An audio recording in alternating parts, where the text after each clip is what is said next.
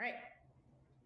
So I see here that the name of this book is called Nate the Dinosaur. Also, some of you may have clicked on the button and sound may have, or music Nate may have the popped up. Dinosaur. Click pause so that you can have a moment to make a quick prediction, okay?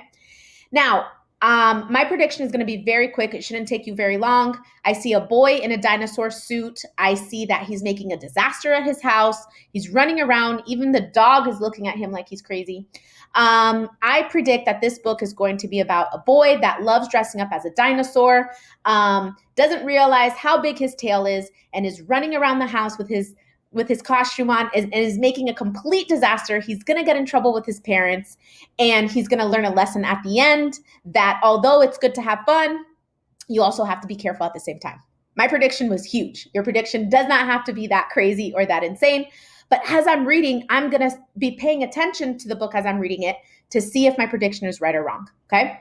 Now, one thing I do want to point out before you guys start reading is that you can listen to the audio version of this book and you can press pause. If you want a challenge, I recommend that you do not listen to the book.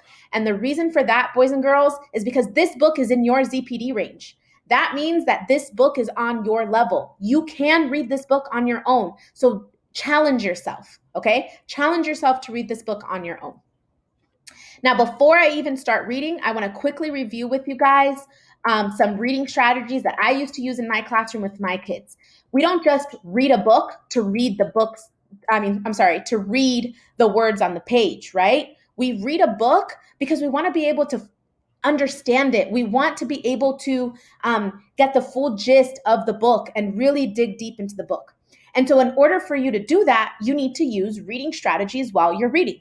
So before reading, we already did that. So kudos to us. We read the title. We didn't preview the text just because I don't have time for that. But I do recommend you guys flipping through the pages of the book to make a prediction.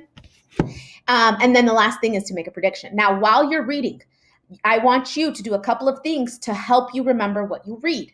I want you to visualize what you're reading. Play a movie in your head while you're reading. I want you to stop and reread a page again if you don't understand what you're reading. What's the point in reading a book and all of a sudden, and this happens to me all the time, boys and girls, where I'm reading a book and I start thinking about my cats. And I'm like, oh man, did I feed my cats today? But I'm still reading at the same time, which is crazy how our minds work in that way, right?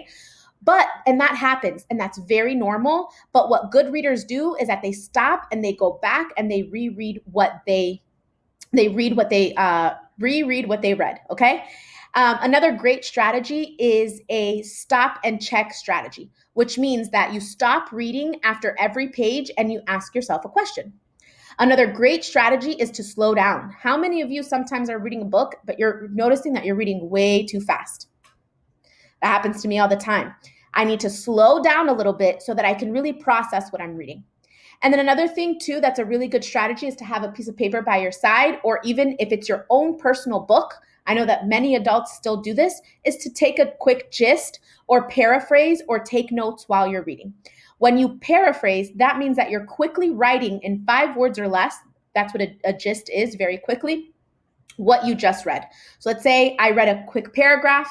After I read that paragraph, I write in 5 words or less what that paragraph was about. And that also helps you monitor your reading, okay? Now, as you're reading the book, we're gonna go through really quickly. Notice that I paused it, which means I'm not listening to it. I'm reading it on my own. Let's pretend Miss Aguiar read through everything. Wow, this is a very long book. There we go. Now, look, they're going to tell you if you really read the pages or not. I better see in your Mayan, when I log in and look at everything that you guys are doing, that you're reading 100% of your book. You saw how I skimmed through that book really quickly, and it's showing me that I only read 6 out of those 11 pages, okay? So there's no cheating out of this, alrighty? So make sure you're reading your book. It never hurts to read the book again. And the reason for that is because you want to score 100% on your AR quiz. And the only way you can do that is to be confident that you're ready to take the quiz. And that might mean that you need to read that book more than once, okay? Unless it's a chapter book, that's different. And I promise you it's going to get easier to take AR quizzes. The first one might not be too good, but please don't give up. Just do it again. Now, something else that I want to bring up to you is after reading. There's also some strategies that I want you you guys to think about. Once you're done reading, you can recall and tell in your own words important parts of the text. So you can say, this is what happened in the beginning, this is what happened in the middle, this is what happened in the end. If you can't answer those questions, you are not ready to take an AR quiz. You can evaluate and discuss the ideas in the text. Maybe you pull your mom or your dad aside or your older brother or your older sister and you talk to them about the book and you say like, hey, I like this part of the book or I didn't like this part of the book. And if you get tripped up on any part, read the book again. Another thing to do is that you can summarize or write a quick summary of your book on a piece of paper. That works as well. And also retelling the main idea of the book. What was the whole text about?